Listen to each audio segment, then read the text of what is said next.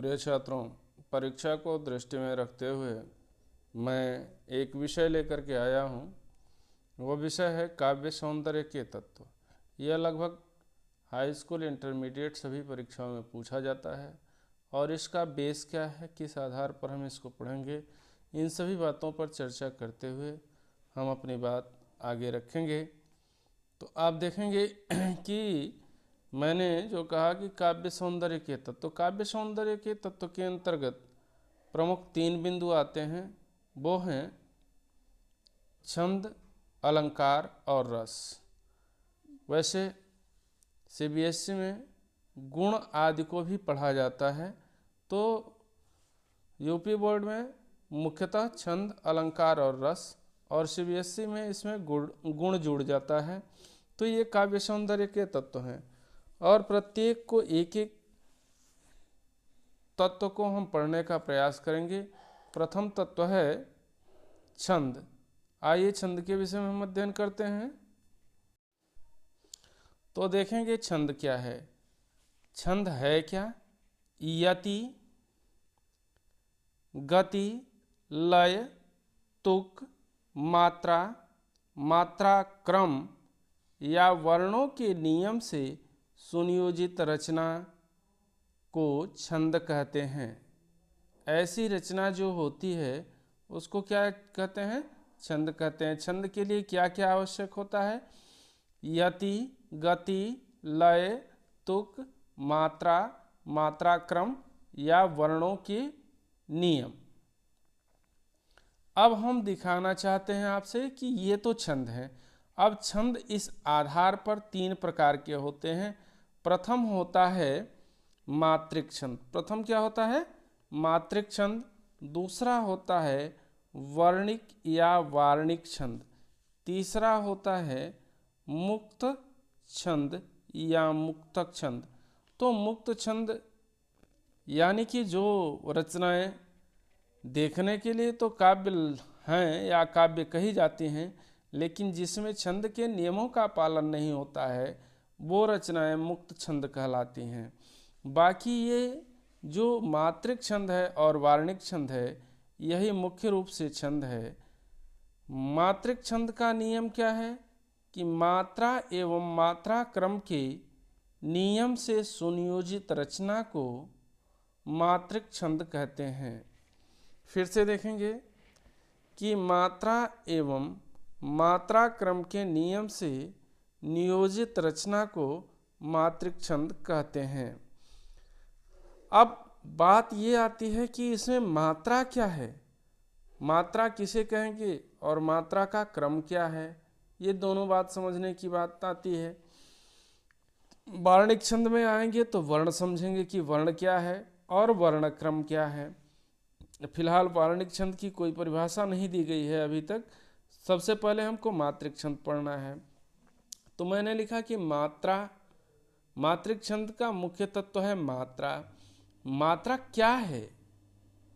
किस चीज की मात्रा? मात्रा का अंग्रेजी शब्द होता है क्वांटिटी, यानी कि परिमाण में वह कितना है। तो यहाँ वर्णों के संबंध में, अक्षर के संबंध में मात्रा क्या है? तो मात्रा है उच्चारण का टाइम, है टाइम ऑफ प्रोनाउंसिएशन, उच्चारण काल। उच्चारण में जितना समय लगता है उसी के आधार पर उस वर्ण की मात्रा निर्धारित की जाती है। जैसे मूल रूप से जितने भी व्यंजन होते हैं उन व्यंजनों की आधी मात्रा होती है, प्रत्येक व्यंजन की आधी मात्रा होती है। इसलिए व्यंजन के आधार पर मात्राओं का निर्धारण नहीं किया जाता है। और आज जहाँ तक ये है तो आप जानते हैं कि बिना स्वर की सहायता के व्यंजन का उच्चारण संभव नहीं है। इसलिए बिना स्वर की सहायता के व्यंजन का उच्चारण संभव नहीं है। इसलिए मात्राओं का निर्धारण स्वर के आधार पर होता है। तो आपसे मैं बता दूं कि कुछ स्वर जो होते हैं वह एक मात्रा के होते हैं। कितनी मात्रा के भैया? एक मात्रा के होते हैं। और जो एक मात्रा के स्वर होते हैं उनके लिए एक विशेष सिंबल का प्रयोग करते हैं। आई के आकार का एक सिंबल, खड़ी पाई, केवल खड़ी पाई उसके सिंबल उसका रखते हैं। उस मात्रा की गिनती के लिए आपको छंद में लगा करके इसको दिखाया जाएगा कि कैसे इसको एक मात्रा को गिनते हैं और कैसे लिखते हैं, कैसे उसको गिनते हैं। यानी आप यहाँ केवल यही समझें कि एक मात्रा को इस सिंबल के द्वारा, जिसे इस सिंबल को हम कहते हैं लघु, क्या कहते हैं भैया? लघु कहते हैं। यानी इस लघु के सिंबल से इस एक मात्रा को लिखा जाता है। एक मात्रा के लिए जिन स्वरों का प्रयोग होता है वह स्वर होते हैं अ, छोटी ई, छोटा ऊ, चंद्र बिंदु। इन मात्राओं के लिए, इन वर्णों के उच्चारण के लिए, इन स्वरों के उच्चारण के लिए केवल एक मात्रा का प्रयोग होता है। बाकी जितने भी स्वर वर्ण होते हैं, यानी कि आ, बड़ी ई, बड़ा ऊ, ए, ऐ, ओ, औ,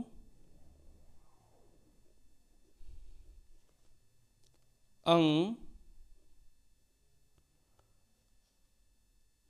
अह, इनके लिए, इन स्वर वर्णों के लिए दो मात्रे का प्रयोग होता है। कितने का प्रयोग होता है? दो मात्रा। इनको क्या, इनकी संख्या क्या होती है? दो मात्रा। अब आप सोचेंगे कि केवल स्वरों की बात क्यों? नहीं, अब ये स्वर ही मात्राएं हैं, और ये मात्रा जिस व्यंजन पर लगी होती है, उस आ, बड़ी, बड़ा ऊ, ए, ऐ, ओ, औ, अं, अह, ये मात्राएं जिस व्यंजन पर होंगी उस व्यंजन की भी दो मात्रा गिनी जाएगी। और दो मात्रा को इस प्रकार के चिन्ह से लिखा जाता है, यस आकार के इस चिन्ह से लिखा जाता है, जिस चिन्ह को कहते हैं गुरु। यानी कि इस प्रकार से हम कह सकते हैं कि लघु वर्ण की एक मात्रा होती है और गुरु वर्ण की दो मात्रा होती है। यानी कि लघु वर्ण में केवल ओ, छोटी ई, छोटा ऊ और चंद्र बिंदु आते हैं, जबकि दीर्घ वर्ण में या गुरु वर्ण में आ, बड़ी ई, बड़ा ऊ, ए, ऐ, ओ, औ, अं और अह आदि आते हैं। साथ ही समझने की बात यह है कि कुछ शब्द ऐसे आते हैं जिनमें आधे अक्षर होते हैं, यानी कि वो आधे अक्षर व्यंजन के होते हैं। जैसे अभी लिखना है हमको शब्द। अब इसमें मात्रा का प्रयोग कैसे करते हैं? तो इसमें जो आधे अक्षर की मात्रा होती है वह पहले वाले वर्ण पर प्रभावी होती है। तो इस प्रकार से इस स के लिए दो मात्रा होगा और दो के लिए एक मात्रा होगा। यह दो मात्रा का सिंबल है, जिसे लघु कहते हैं, गुरु मात्रा कहते हैं। और यह जो है एक मात्रा का प्रतीक है, सिंबल है, जिसको हम लघु कहते हैं।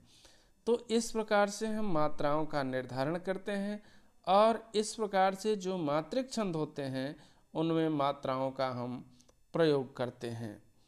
आइए देखते हैं कुछ उदाहरणों से। कुछ प्रमुख मात्रिक छंदों के विषय में हम आपसे बता दें कि जैसे प्रमुख मात्रिक छंदों के रूप में अगर हम देखें तो होता है, मान लीजिए एक होता है दोहा, दूसरा होता है सोरठा, तीसरा होता है रोला, उसके बाद होता है कुंडलिया,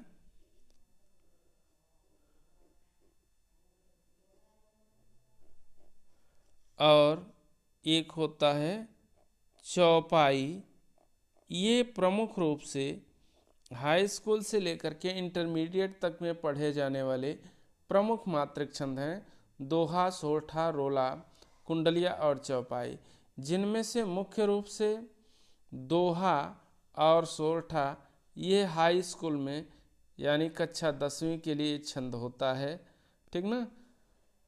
पूरे हाई स्कूल में चौपाई, दोहा, रोला, दोहा, सोरठा और चौपाई ये छंद होते हैं।